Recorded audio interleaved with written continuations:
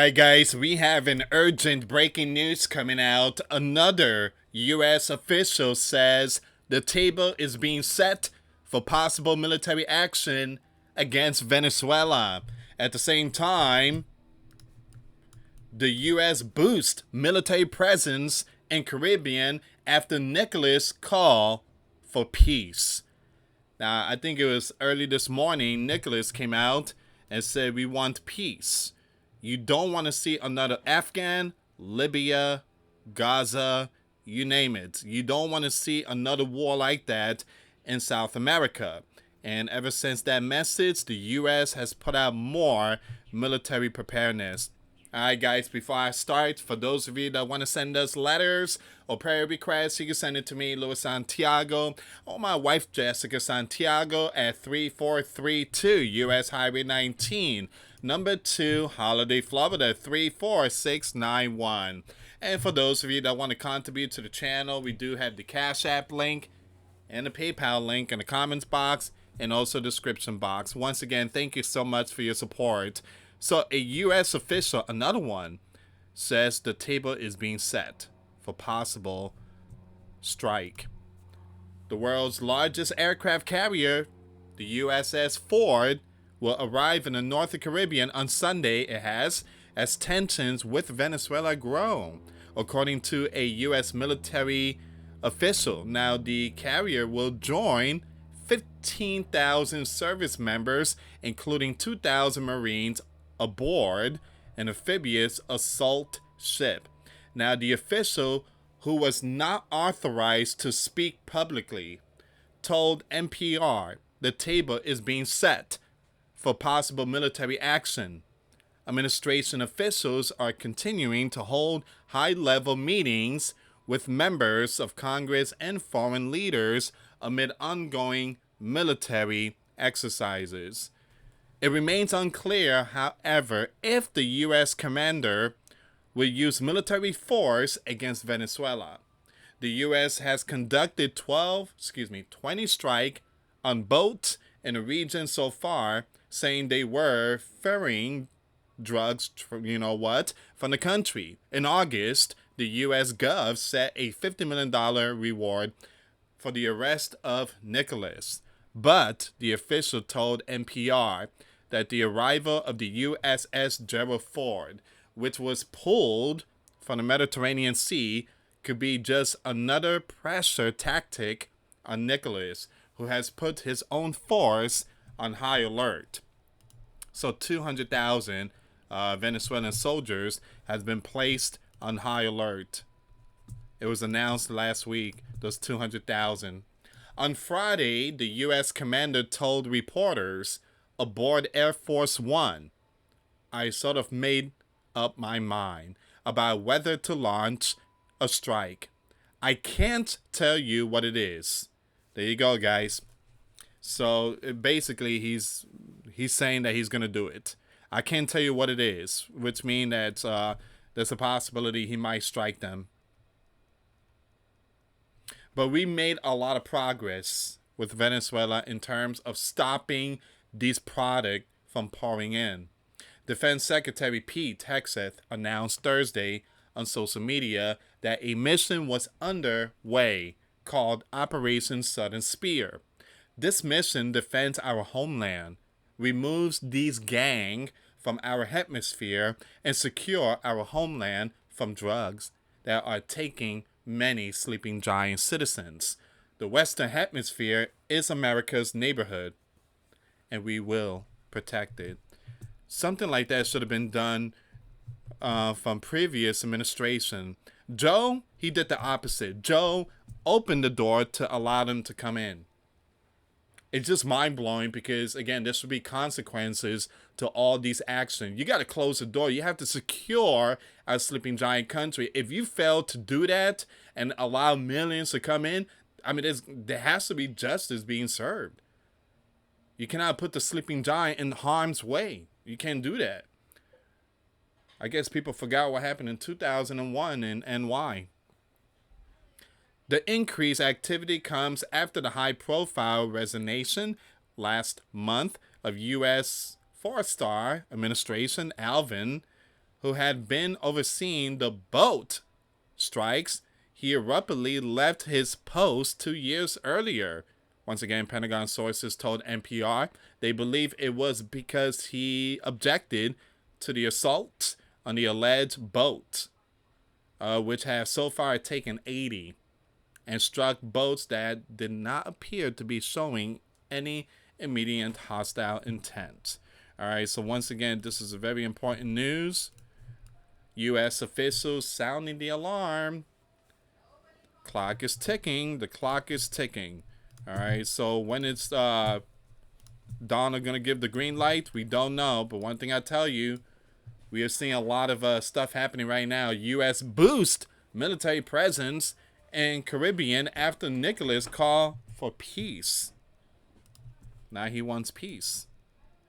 But he allowed millions. Again, he emptied the prison cells and put the worst of the worst, well, send them here to our sleeping giant country. That's why we're seeing so many gang activity in Chicago and other states. The USS Ford, the U.S. most advanced aircraft carrier, arrived in the Caribbean Sea on Sunday, the U.S. Navy confirmed, amid rising tensions between the U.S. and nearby nations. Days earlier, Venezuela leader Nicholas, whom Washington does not recognize as the country's legitimate leader, called for peace between the two nations. Now, the U.S. Commander Administration is continuing to build up its military campaign in the Caribbean, where it has deployed naval and air force in what it has framed as a crackdown on the gang smuggling. Now, once again, these are very important updates. I know I posted a video not too long ago, but these are very important updates that's coming out right now. Once again, at least 80 have been taken out in U.S. strikes on 20 boats in the Southern Caribbean and Eastern Pacific since early September. The U.S. commander and other top officials have said these vessels were carrying some product that was heading to the U.S. And you guys already know this product has done a lot of damage. You could go on social media, search up videos of a lot of these people on product, the drugs, and most of them are young, like in their 20s. Very sad. Very sad. And these people making billions, not millions, but they're making a killing every year. They're making a lot of money. Operation Southern Spear has quickly become one of the Washington's most far-reaching regional security initiative in recent years, placing significant pressure on Nicholas as tensions between Caracas and Washington intensify. Once again, the operation mission is to enhance security and stability by detecting, disrupting, and degrading transnational criminal and illicit maritime networks. The U.S. does not recognize Nicholas as the legitimate leader, accusing him of taking last year's victory. So Nicholas could be saying all these things, I want peace, but the U.S. is not going to recognize it. The military confirmation of Ford arrival on Sunday brings the total amount of U.S. troops in the region to around 12,000, according to Associated Press. The carrier has moved more than 4,000 sailors and dozens of tactical aircraft on board, the Navy said in a Sunday press release. The carrier was relocated from the Mediterranean, with several reports of it moving south from Puerto Rico into the Caribbean earlier this week. The carrier strike group includes 9 embarked squadron of Carrier Air Wing 8 Destroyer Squadron 2 Arleigh Burke-class guided missile destroyers, USS Bainbridge and USS Mahan, and the Integrated Air and Missile Defense Command ship, USS Winston S. Churchill. All right, so you got some very powerful warships out there. The U.S. mounting military display in the sea built upon a several month long pressure tactic.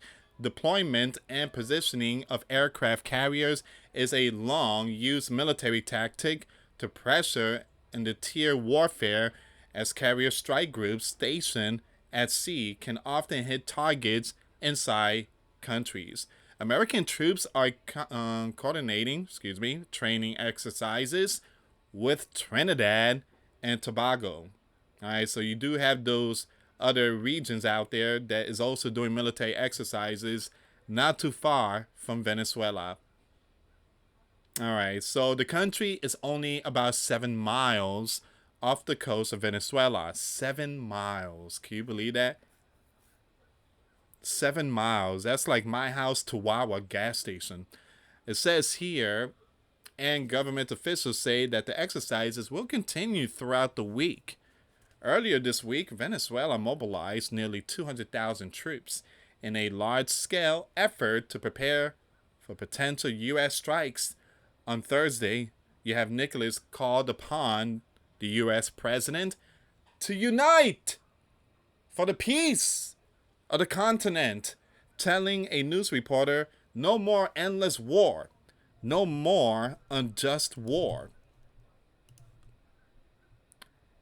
He reiterated his message to the president as peace. Yes, peace.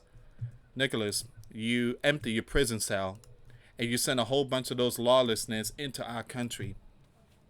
And now you want to talk peace. That's the thing, guys. When the bad people get caught, all of a sudden they act like different now. They get scared, paranoid. They got busted. You can't show weakness or kindness to enemy because, again, at the very beginning, they did a lot of harm. They sent a whole bunch of people to the Sleeping Giant country and product to the Sleeping Giant country. How many innocents have passed away from these product that's coming from Venezuela? Nicholas has accused the U.S. Commander administration of seeking to remove him, while the U.S.-backed opposition has renewed calls for an imminent regime change. U.S. authorities have offered a $50 million reward for information leading to Nicholas Cuff. He faces some very bad stuff here in the U.S.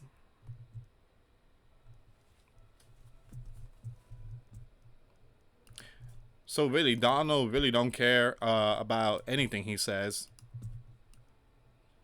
So once again, you have Admiral Alvin, Commander Southcom, said in a Sunday press release, "Through unwavering commitment and the precise use of our forces, we stand ready to combat the transnational threat that seeks to destabilize our region. The USS Gerald Ford carrier strike group's deployment represent a critical step in reinforcing our resolve to protect the security of the Western Hemisphere and the safety of the American homeland." Once again, you have Paul, commander of Carrier Strike Group 12, said in a Sunday press release, "Our nation's leaders have called upon the Gerald R. Ford Carrier Strike Group as the most capable, adaptable, and lethal platform in the world to be where it matters when it matters. Our force will augment existing capability to protect our nation's capital and prosperity against these gangs in the Western Hemisphere." The U.S. is really sending strong message here. Elizabeth, the International Crisis Group's senior analyst for the Andes region, told the Associated Press on Sunday today, "This is the anchor of what it means to have U.S. military power once again in Latin America. And it has raised a lot of anxieties in Venezuela, but also throughout the region. I think everyone is watching this with sort of bated breath to see just how willing the U.S. is to really use military force." Here's another one. Mark Kasian, Senior Defense Advisor at the Center for Strategic and International Study, previously told Newsweek amid report of Ford's deployment. There's no strategic rationale for sending the Ford to the region unless it's intended for use against Venezuela. The shot clock is now running. This carrier can't just sit idle. They either need to act or redeploy it, and pulling back would amount to backing off. It's true. You don't send the biggest warship out there for nothing. You don't send it out there. It was meant to do some other stuff, like what's going on in the Mideast. So what happens next? It's unclear what the U.S. military move in the Caribbean is. Last month, the U.S. commander had authorized the CIA to carry out covert operation in Venezuela. That's where we at. U.S. official, who's not giving his name out, says the table is being set for possible military action against Venezuela. Time is ticking. Tick tock, tick tock. It's only a matter of time, but again, these are very important updates, guys. So Nicholas, he's playing, saying, hey, peace, no war. Tell that to the people, Sleeping Giant citizens. 90,000 a year has been taken out by the product that is coming from your country. My condolences and prayers goes out to the families and friends that lost their loved ones. Anyway, guys, thank you so much for watching. Check out the videos I posted today. The links will be in the comments box. And again, for those of you that want to send us letters or prayer requests, you can send it to me, US Santiago, or my wife, Jessica Santiago, at 3432 US Highway 19, number 2, Holiday, Florida, 34691. Thank you so much for watching. Till next time later. Peace.